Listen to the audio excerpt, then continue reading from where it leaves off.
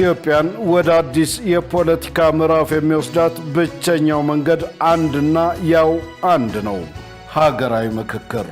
የኢትዮጵያ ፖለቲካ ላለፉት አያሌ ዓመታት የታሪክ ጠባሳዎችን የጽንፍ ርዕዮተ ዓለማትንና እኔ ካልመራው እንጠፋፋለን የሚሉ አጥፊ ትርክቶችን ሲያስተናግድ ቆይቷል።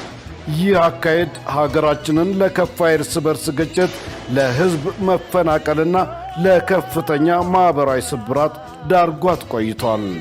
ነገር ግን ከነዚህ ሁሉ መከራዎችና ውጣ ውረዶች በኋላ አሁን ላይ በኢትዮጵያ ፖለቲካ ምህዳር ውስጥ አንድ አዲስና ተስፋ ሰጪ ጭላንጭል መታየት ጀምሯል።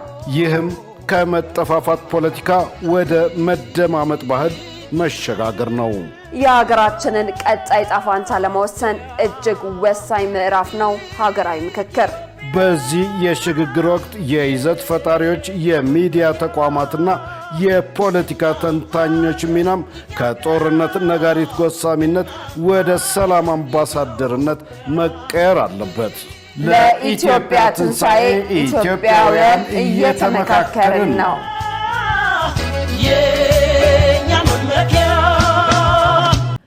አርዕስተ ዜና። በጉራጌ ዞን አበሽጌ ወረዳ ተገደሉ ስለተባሉ 3 ወጣቶች መረጃው የለኝም ሲል የክልሉ ሰላምና ጸጥታ ቢሮ ገለጸ። መኪና ወርዶ ሰው ገደሉ የሚለው ነገር በመረጃ ደረጃ እኛ ጋር የለምና እሱን ነው ያጣራው። ከውጭ በኮሎምቢያ በተከሰተ ከፍተኛ የመሬት መንቀጥቀጥ በትንሹ የ132 ሰዎች ሕይወት አለፈ። ኤሌክትሪክ የለም፣ ውሃም አይገኝም። የኢንተርኔት አገልግሎቱ ሙሉ በሙሉ ተቋርጧል። ከተማዋም እንቅስቃሴ አልባ ሆናለች።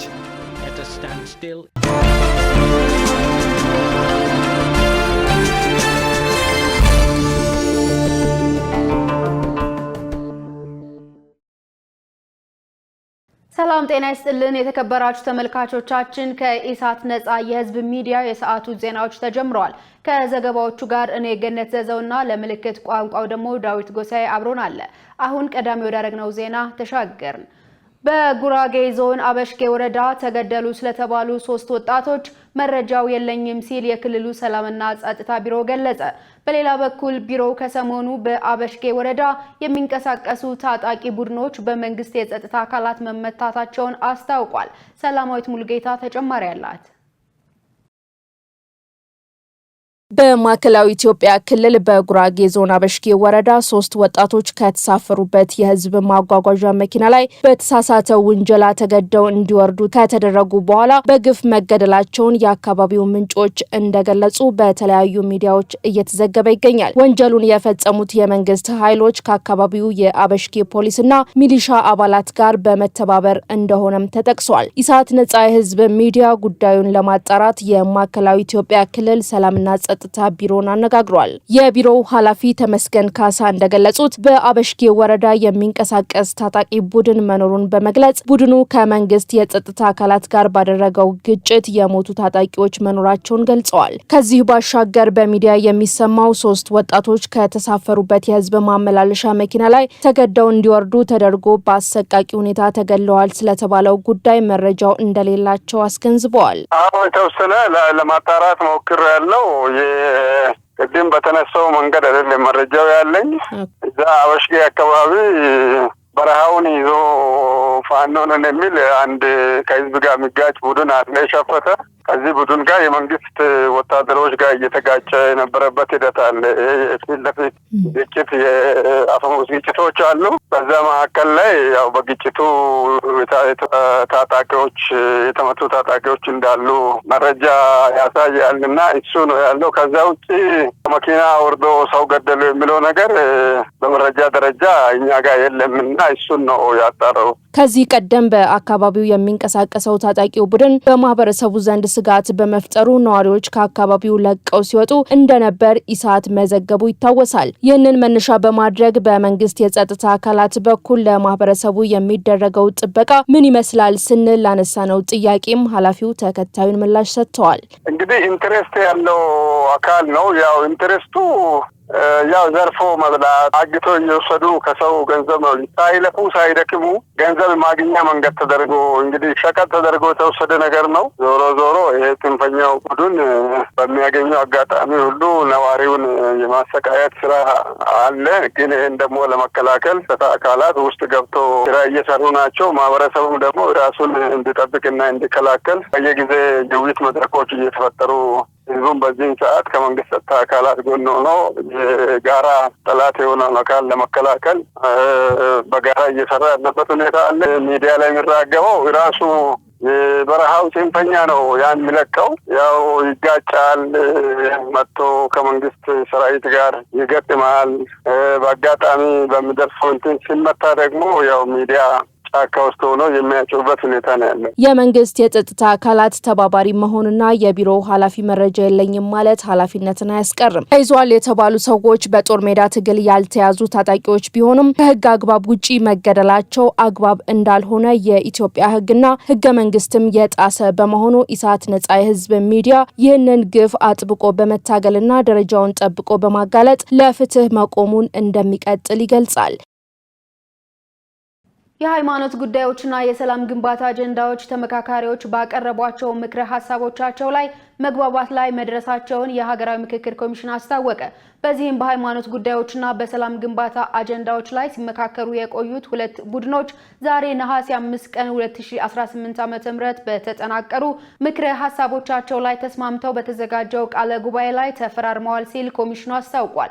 የሌሎች አጀንዳዎች ተመካካሪዎችም በቀጣይ ቀናት በተመሳሳይ መልኩ የአጀንዳ ሀሳቦቻቸውን የጋራ አድርገው በቃለ ጉባኤዎቻቸው ላይ በመፈራረም እንደሚስማሙ ይጠበቃል።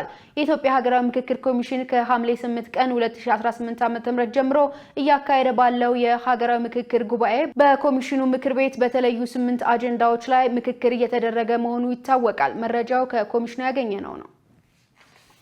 ግብጽ የታላቁን የኢትዮጵያ ህዳሴ ግድብ ለማሰናከል ያልፈነቀለችው ድንጋይ የለም ተባለ።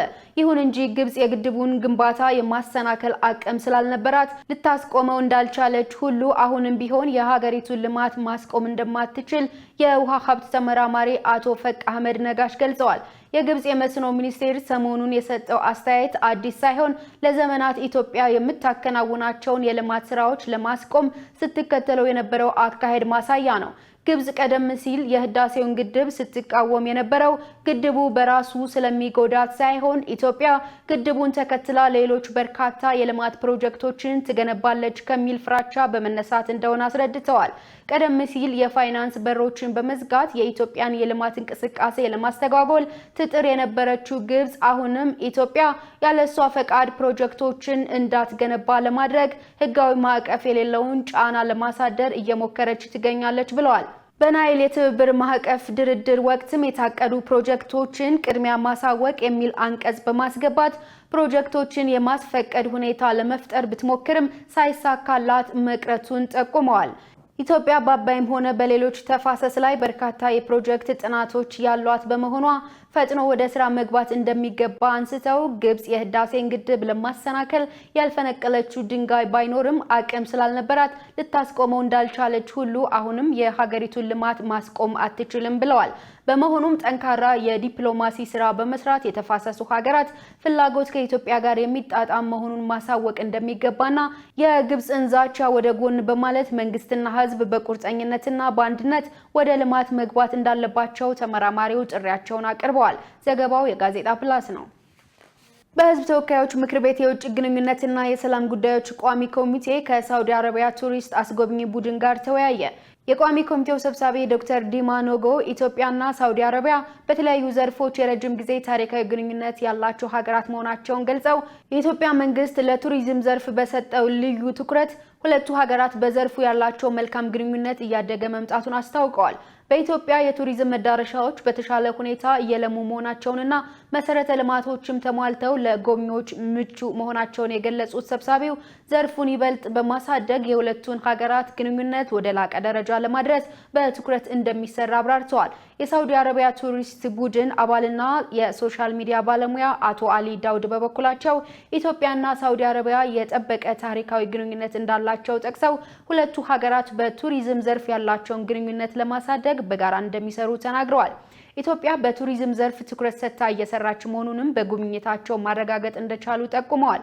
በተጨማሪም የሳውዲ አረቢያ ቱሪስት ቡድን አባልና የጅቡቲ አየር መንገድ ማናጀር አቶ አሊድ አሊ ኢትዮጵያ የቱሪዝም ዘርፍን ለማሳደግ በትኩረት እየሰራች እንደሆነ መገንዘባቸውን ገልጸው ለአብነትም የአዲስ አበባ መዝናኛ ፓርኮችና ሌሎች የቱሪዝም መዳረሻ ቦታዎች በፍጥነት እየለሙ መሆናቸውን አንስተዋል። የቡድኑ አባልና የትረስት ትራቭል መስራች ሊና መሐመድ በበኩላቸው በቱሪዝም ዘርፍ የሁለቱን ሀገራት ግንኙነት ለማሳደግ ጥረት እየተደረገ መሆኑን ገልጸው ኢትዮጵያ ያሏት የቱሪስት መስህቦችና ታሪካዊ ቅርሶች በዓለም እንዲታወቁ በትኩረት እንደሚሰሩ ማረጋገጣቸውን ከሕዝብ ተወካዮች ምክር ቤት ያገኘነው መረጃ ያመለክታል።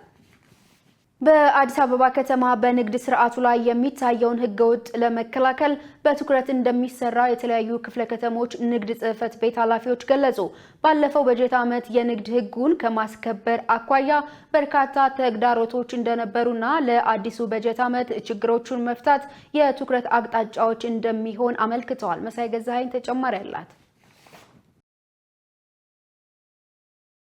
በአዲስ አበባ ከተማ የንግድ ስርዓት ላይ ህግን አስከብሮ ከመስራት አኳያ ከፍተኛ ተግዳሮት እንዳለ ይገለጻል። ከዚህ ጋር ተያይዞ በክፍለ ከተማ የሚገኙ የንግድ ጽሕፈት ቤት ኃላፊዎች ማህበረሰቡ ላይ የሚደርሰውን ጫና ከመከላከል አኳያ እየተሰሩ ያሉ ስራዎች ምን ይመስላሉ ሲል ኢሳት ጠይቋል። የቦሌ ክፍለ ከተማ ንግድ ጽሕፈት ቤት ኃላፊ ሸምሲያ ነጋሽ ህግን አስከብሮ ከመስራት አኳያ ተግዳሮት እያጋጠማቸው መሆኑን በመግለጽ በቀጣይ በጀት ዓመት በትኩረት የምንሰራበት ይሆናል ብለዋል። ህገወጥነት ላይ የሚሳተፉ አካላትን በደንብ ክትትል አድርገን ቁጥጥር አድርገን ወደ ህጋዊነት መመለስ ነው። አሁን ህገወጥነት ላይ በምርት መከዘን፣ ምርት መደበቅ አለ። ያለ ንግድ ፍቃድ ባልታደሰ በታገደ አምስት ጥፋቶች በመንላቸው ተሰማርቶ ያለውን ነጋዴ በአመለካከት በጣም በተጨነን ሳይሆን በትክክል ሄደን ግንዛቤ ፈጥረን ለሱ ምን ይጠቀማል አገር ደግሞ ይሄ ልማት ሁላ ከነሱ በሚሰበሰብ ግብር እንደሆነም ተማምነን ወደ ህጋዊነት ስርዓት ማምጣት ነው። አንዱ ችግራችን ተግዳሮት ይሆናል ብለን የምንይዘው አንዱ ህገወጥነትን ነው ማለት ነው። ህገወጥነትን ተከላክለን ወደ ህጋዊነት ማምጣት አንዱና ዋነኛው ስራችን ነው ማለት ነው። ሌላው የማህበረሰባችን አንገብጋቢ ጥያቄ ነው ብለን የምንለው የህዝቡን የኑሮ ውድነት ወይም ደግሞ ኑሮ ውድነት ህዝብ ውስጥ እንዳይከሰት የኑሮ ጫናውን ማቃለል ነው ማለት ነው። የለሚ ኩራ ክፍለ ከተማ ንግድ ጽሕፈት ቤት ኃላፊ ሳሙኤል ቢሰጠኝ በበኩላቸው በቅዳሜና እሁድ ገበያዎች ያሉ ህገወጦችን ከመቆጣጠር አኳያ ጥሩ ውጤት መመዝገቡን ጠቅሰው በበጀት ዓመቱ በርካቶች ወደ ንግድ ስርዓቱ እንደገቡ አንስተዋል። የተሻለ አቅርቦት በማቅረብ ህብረተሰቡ ውስጥ ላይ እየተፈጠረ ያለውን የኑሮ ጫና ማቃለል ዋናው ስራችን ይሆናል። በንግድ ስርዓት ውስጥ ደግሞ ህገወጥነትን በመቆጣጠር ወደ ህግ አሰራር እንዲገቡ የማድረግ ስራ በዋናነት የምንሰራው ይሆናል ማለት ነው። 2500 በላይ አዲስ ነጋዴዎች ወደ ንግድ ፍቃድ አውጥተው ወደ ስራ ገብተዋል። በአንጻሩ ደግሞ ወደ 700 የሚሆኑ በተለያዩ ምክንያቶች ያቋረጡ አሉ ማለት ነው። አንዳንዶቹ ካቋረጡት ውስጥ ግብራቸው በወቅቱ ባለመክፈል ሊሆን ይችላል። ከከፈሉ በኋላ ወደ ንግድ ስርዓቱ የሚመለሱበት ሁኔታ አለ። ስለዚህ ንግድ ፍቃድ ከዘጋው የበለጠ ወደ ንግድ ስርዓቱ የገባው ቁጥር ከፍተኛ ነው። በሌላ በኩል የንፋስ ስልክ ላፍቶ ክፍለ ከተማ አትክልት ተራ ምርቶች በቅናሽ ዋጋ ለህብረተሰቡ ለማቅረብ ምን ያክል እየተሰራ ነው ስንል ለክፍለ ከተማው ንግድ ጽሕፈት ቤት ኃላፊ መኳንንት ዘነበ ጥያቄ አቅርበናል። ኃላፊው በአትክልት ተራው አብዛኛው ምርት ለነጋዴ የሚቀርብ በመሆኑ በገበያው ባህሪ መሰረት በትንሽ ኪሎ ለህብረተሰቡ የማይሸጡ ሊኖሩ እንደሚችሉ በመግለጽ ተሰራ ያሉትን አንስተዋል። ምናልባት 2 ኪሎ 3 ኪሎ ከ5 ኪሎ በታች ምናምን አንዳንድ ነጋዴዎች እንደዛ አንሸጥም የሚሉ ሊኖሩ ይችላሉ። ለምን? ባህሪው ነው የገበያው ባህሪ በራሱ የሚፈለገውም እኛም የምናበረታታው በጅምላ ከዚህ ወስደው ለማህበረሰቡ በዝቅተኛ ዋጋ እንዲሸጡ ለማድረግ ነው። እዚህ ግን ደግሞ እኛ ይሄንን ምን አድርገናል? እዚህ ላፍቶ ገበያ ማዕከል ውስጥ ከመደበኛው ሱቅ መሸጫ ውጭ ወጥተው በየበረንዳው በየአስፋልቱ ግቢውን ሞልተው የሚቸረችሩ ነበሩ አይደለ? ኢመደበኛ የሚባሉ ነጋዴዎች ማለት ነው። እነሱን ከዚህ ገበያ ማዕከል አውጥተን አላራቅናቸውም። እዚሁ አደራይተን ቦታ ሰጥተናቸዋል። 3 ካሬ ወስደዋል። አሁን ገበያውን እያዘመንና ያለ ነው። ስለዚህ በሚፈልገው መጠን እዚሁ 1 ኪሎም ሆነ 3 ኪሎ የሚፈልገውን ያህል መጠን ከነሱ ደግሞ በችርቻሮ እነሱ በችርቻሮ ነው የሚሸጡት። በችርቻሮ ነዋሪው እንዲገዛ ምቹ ሁኔታና የማስተሳሰር ገበያውን የማስተሳሰር ስራ እየሰራና ያለ ነው። የአዲስ አበባ ንግድ ቢሮ በንግድ ስርዓቱ ላይ የሚታየውን ህገወጥነት ለመቆጣጠር በርካታ ስራዎች እየሰራ እንደሆነ ቢገልጽም በየጊዜው ህብረተሰቡን በሚያማርር መንገድ የሚደረጉ የየዕለት ዋጋ ጭማሪዎች እንዳሉ ህብረተሰቡ አልፎ አልፎ ለኢሳት መግለጹ ይታወሳል። የተከበራችሁ ተመልካቾቻችን ከኢሳት ነጻ የህዝብ ሚዲያ ወደ እናንተ የሚደርሱ የሰዓቱ ዜናዎች አሁንም እንደቀጠሉ ናቸው። አሁን ደግሞ የቢዝነስና የኢኮኖሚ መረጃዎችን ወደ እናንተ የምናደርስበት የአየር ሰዓት ላይ ደርሰናል። የቢዝነስ መረጃዎችን የምታቀርብልን ሰላማዊት ሙልጌታ ናት። በቀጥታ ወደ ቢዝነስ መረጃዎች።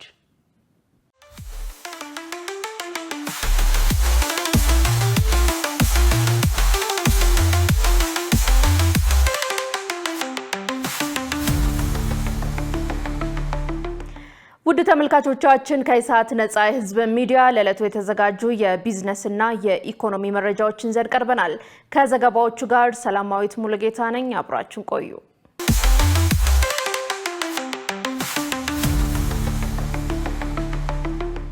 የኢትዮጵያ ንግድ ባንክ የሳይበር ደህንነትን የሚያረጋግጡ ስራዎችን በትኩረት እየሰራ መሆኑን አስታወቀ።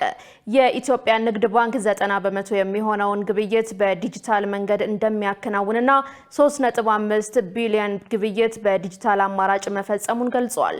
ባንኩ በዓለም አቀፍ ደረጃ ለ23ኛ በኢትዮጵያ ደግሞ ለ7ኛ ጊዜ በጥቅምት ወር የሚከበረውን የሳይበር ደህንነት ወር አስመልክቶ ለመገናኛ ብዙሃን በሰጠው ጋዜጣዊ መግለጫ በዲጂታል ቴክኖሎጂ የሚሰጣቸውን የባንክ አገልግሎቶች ከሳይበር ደህንነት ስጋት ሙሉ ለሙሉ ነፃ ለማድረግ በልዩ ትኩረት እየሰራ መሆኑን ገልጿል። የኢትዮጵያ ንግድ ባንክ የመረጃ ስርዓት ደህንነት ምክትል ፕሬዝዳንት አቶ ስዩም ዳምጠው የኢትዮጵያ ንግድ ባንክ 90% የሚሆነውን ግብይት በዲጂታል መንገድ ያከናውናል ብለው 3.5 ቢሊዮን ግብይት በዲጂታል አማራጭ መፈጸሙን ገልጸዋል።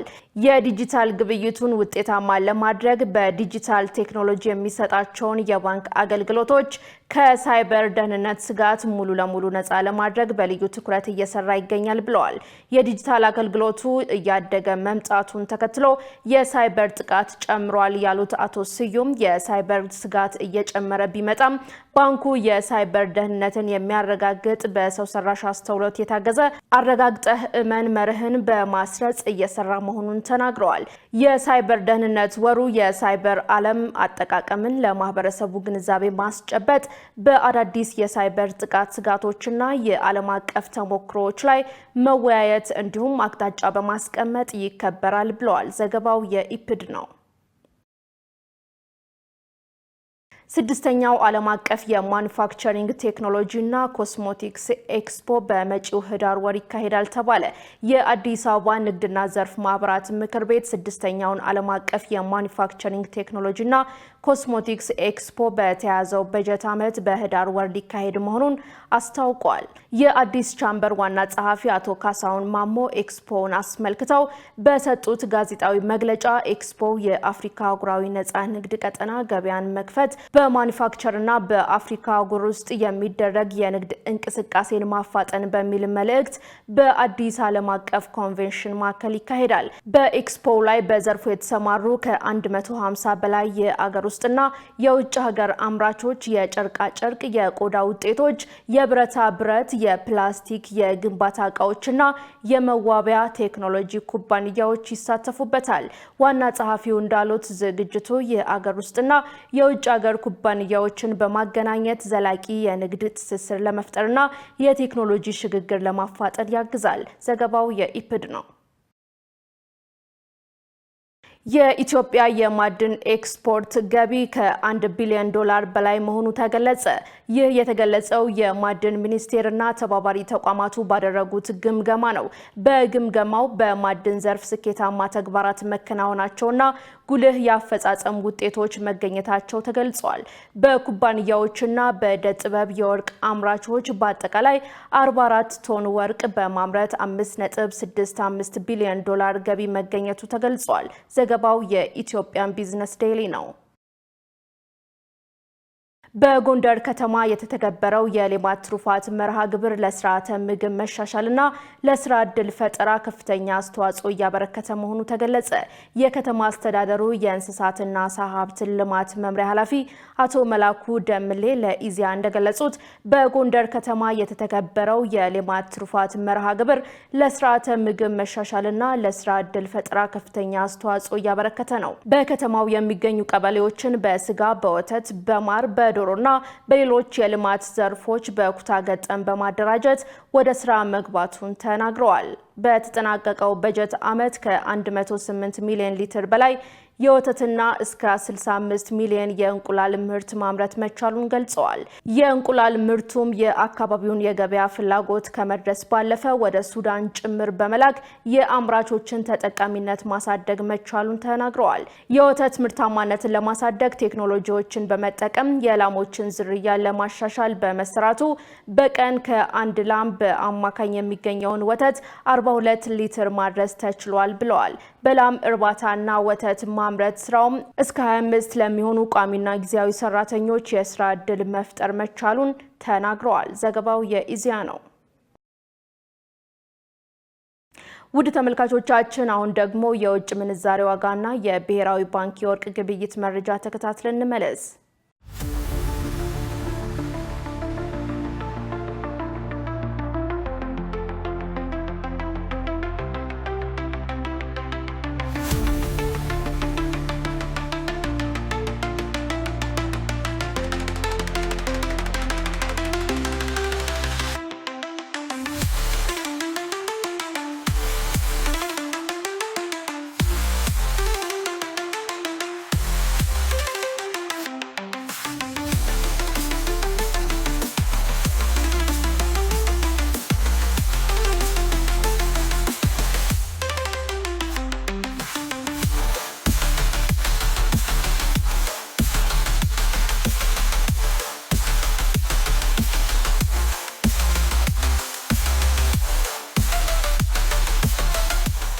ውድ ተመልካቾቻችን ከኢሳት ነጻ የህዝብ ሚዲያ ለዕለቱ የተዘጋጁ የቢዝነስና የኢኮኖሚ መረጃዎች ተጠናቀዋል። አሁን ደግሞ ወደ ቀጣይ ዜና ላሳልፋችሁ።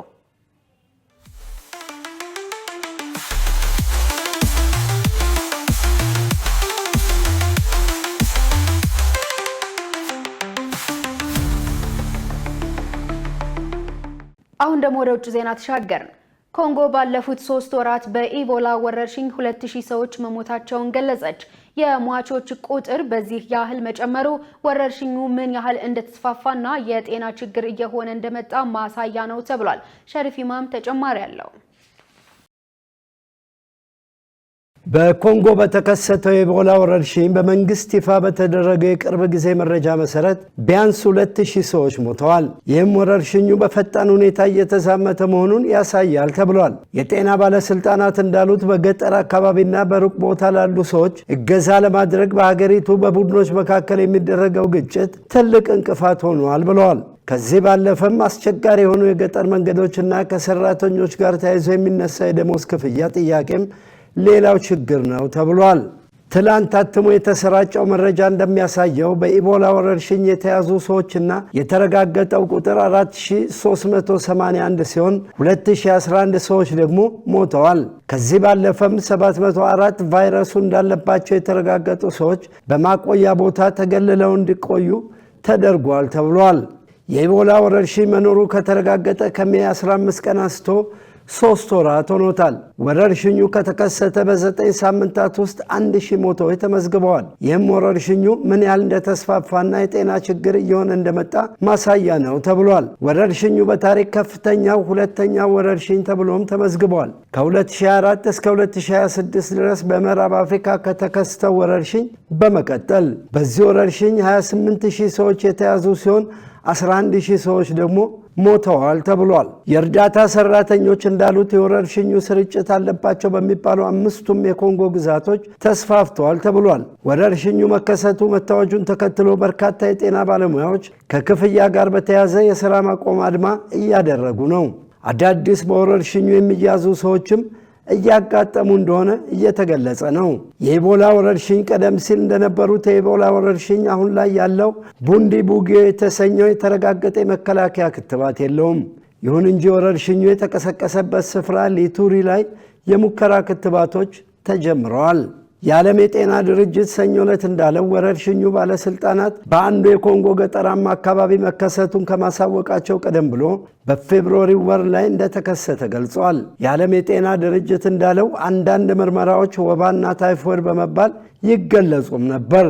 የዓለም የጤና ድርጅት የአፍሪካ ዳይሬክተር የሆኑት ዶክተር መሐመድ ያኩባ ጃናቢ እንደተናገሩት ባለስልጣናት ቫይረሱን እያሳደዱ ነው፣ ቫይረሱ ግን ከኛ ቀድሟል ብለዋል። የመጀመሪያ ኢቦላ ቫይረስ የተገኘው በ1976 ዓ.ም ነው በአሁኗ ኮንጎ የኢቦላ ወንዝ አቅራቢያ። ዜናውን ስናዘጋጅ ስፔክትረም በኒውስ 9 እና አሶሺየትድ ፕሬስን በመረጃ ምንጭነት ተጠቅመናል።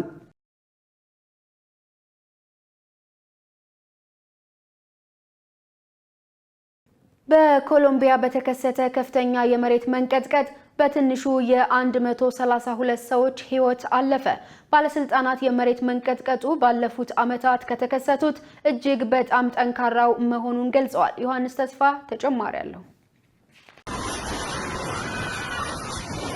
በምዕራብ ኮሎምቢያ ቾኮ ክልል በተከሰተውና በሬክተር ስኬል 7.4 በተመዘገበው ኃይለኛ የመሬት መንቀጥቀጥ ቢያንስ 132 ሰዎች መሞታቸው ተዘግቧል። ይሁን እንጂ ዘግይተው የወጡ የቅርብ ጊዜ መረጃዎች እንደሚያመለክቱት የሟቾች ቁጥር ወደ 164 ያሻቀበ ሲሆን 570 ያህል ሰዎች ደግሞ መቁሰላቸውን የአካባቢው መገናኛ ብዙሃን አስታውቀዋል።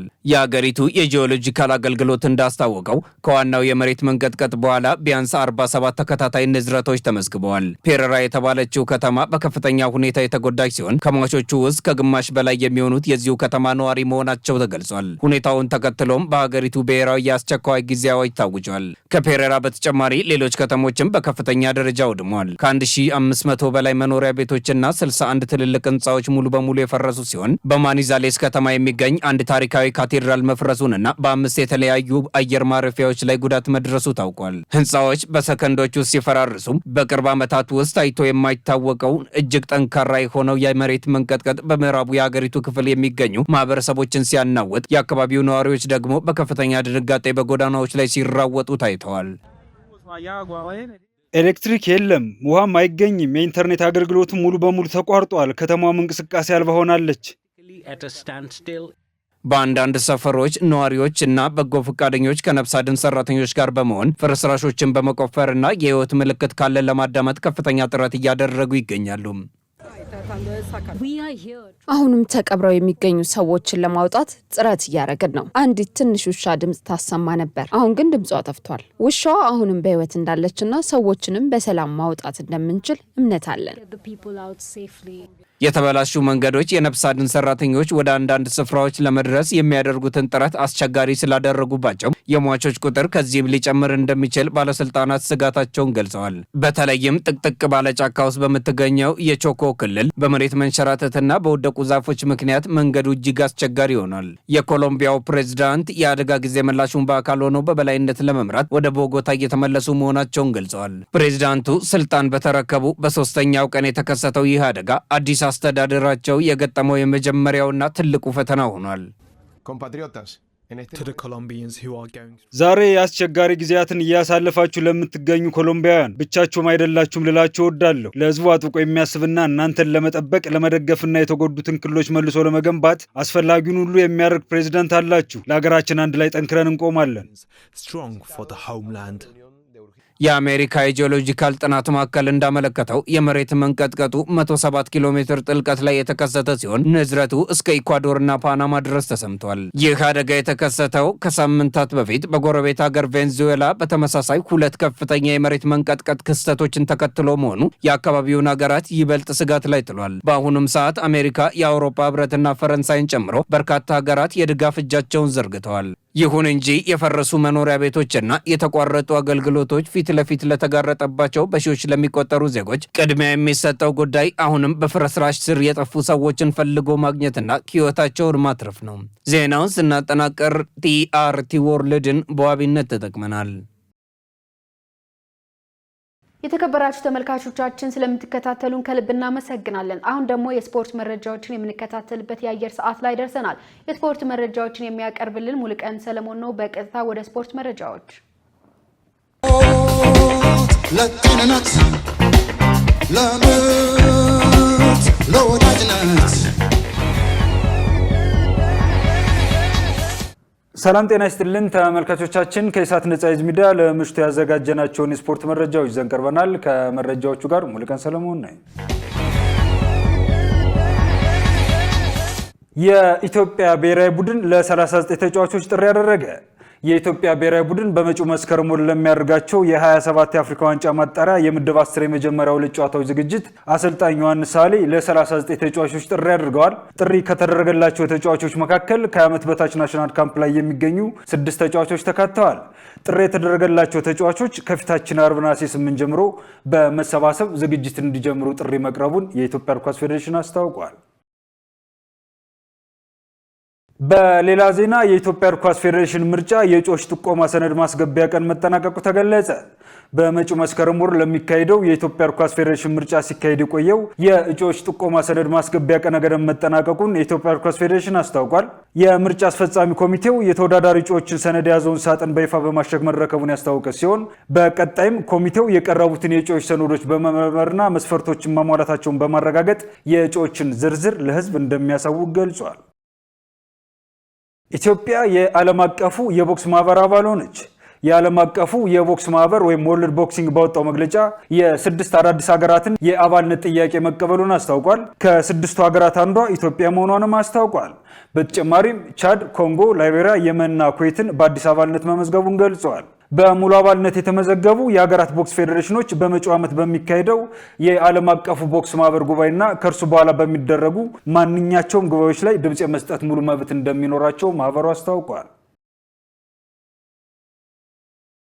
ወደ ውጭ የስፖርት መረጃዎቻችን ስናልፍ ዶናልድ ትራምፕ ኢንፋንቲኖን ከኃላፊነት ማንሳት ስህተት ነው አሉ። የአሜሪካው ፕሬዝዳንት ዶናልድ ትራምፕ ጫና ውስጥ ለሚገኙት የፊፋው ፕሬዝዳንት ጃኒ ኢንፋንቲኖ ያላቸውን ድጋፍ ገልጸዋል። ዶናልድ ትራምፕ በማህበራዊ ትስስር ገጻቸው ባሰፈሩት መልእክት ኢንፋንቲኖን ከኃላፊነት ማንሳት ስህተት ነው ሲሉ ድጋፋቸውን አጋርተዋል። ኢንፋንቲኖ አስደናቂ ሰው ነው ያሉት ትራምፕ እጅግ ስኬታማ የሆነውን ዓለም ዋንጫ አምርተዋል። እሱ ከሄደ ዳግመኛ ስኬታማ አይሆንም ብለዋል። ኢንፋንቲኖ በቅርቡ ፕሬዚዳንት ዶናልድ ትራምፕን ጨምሮ የተለያዩ ፌዴሬሽኖችና ተጽዕኖ ፈጣሪዎች ቀጣዩ ምርጫ እንዲያሸንፉ እንዲያግዟቸው ጥሪ ሲያቀርቡ እንደነበር ይታወሳል። ተመልካቾቻችን ከኢሳት ነጻ የህዝብ ሚዲያ የሚተላለፉላቸው የስፖርት መረጃዎቻችን እንደቀጠሉ ናቸው። ወደ ዝውውር መረጃዎቻችን እንሻገር። ሊቨርፑል የባርሴሎናን ተከላካይ ሮናልዶ አራውሆን ማስፈረሙን ይፋ አደረገ። የመርሲሳይዱ ክለብ ሊቨርፑል የ27 ዓመቱ ኖርዌያዊ የተከላካይ ስፍራ ተጫዋች ሮናልዶ አራውሆን በውሰት ለአንድ የውድድር ዘመን ማስፈረሙን ይፋ አድርጓል። በውሰቱ ውስጥ በዓመቱ መጨረሻ በ55 ሚሊዮን ዩሮ በቋሚነት የማስፈረም አማራጭ መካተቱም ተዘግቧል። ሊቨርፑል የውሰት ክፍያ የማይከፍል ሲሆን ሙሉ የደሞዝ ወጪውን እንደሚሸፍን ተገልጿል። የቱርኩ ክለብ ትራብዞንስፖር ዳርዊን ኑኔዝን ከአልሂላል በውሰት ለማስፈረም ስምምነት ላይ መድረሳቸውም ተዘግቧል። ግብፃዊን መሐመድ ሳላህን የክለቡ ሪከርድ በሆነ ዓመታዊ ደሞዝ ያስፈረሙት ትራብዞንስፖር የሳላህን የቀድሞ የቡድን አጋር ዩራጓይን ዳርዊን ኑኔዝን በውሰት ለማስፈረም ከሳውዲ ክለብ አልሂላል ጋር መስማማታቸውን ጎል.ኮም ዘግበዋል። ሌላኛው የቱርክ ክለብ ፌነርባቼ ደግሞ ሮሜሎ ሉካኩን ከናፖሊ ለማስፈረም መቃረቡ ተዘግቧል። ፌነርባቼ ለ33 ዓመቱ ቤልጅየማዊ የፊት መስመር ተጫዋች ዝውውር 6 ሚሊዮን ዩሮ ለመክፈል መስማማቱን ዘ አትሌቲክስ ዘግበዋል። የምዕራብ ለንደኑ ክለብ ቼልሲ አሜሪካዊን ታዳጊ ከሎስ አንጀለስ ጋላክሲ ለማስፈረም መቃረቡን የዘገበው ደግሞ ኤስፔን ነው። እንደ ዘገባው ከሆነ ቼልሲዎች የ16 ዓመቱን አማካይ ቪሴንቴ ጋርሺያን ዝውውር በ3 ሚሊዮን ዶላር እና ተጨማሪ ክፍያ እየተጠናቀቁ መሆኑ ተገልጿል። ተጫዋቹ በ28 18 ዓመት ሲሞላው ወደ እንግሊዝ በመሄድ ቡድኑን እንደሚቀላቀልም ዘገባው ጨምሮ ገልጿል። ተመልካቾቻችን ከኢሳት ነጻ የህዝብ ሚዲያ ለምሽቱ ያዘጋጀናቸው የስፖርት መረጃዎቻችን የተከታተሏቸው መስሎ ነበር። ከመረጃዎቹ ጋር ሙሉቀን ሰለሞን አብራችሁ ቆየው። መልካም ጊዜ ይሁንላችሁ።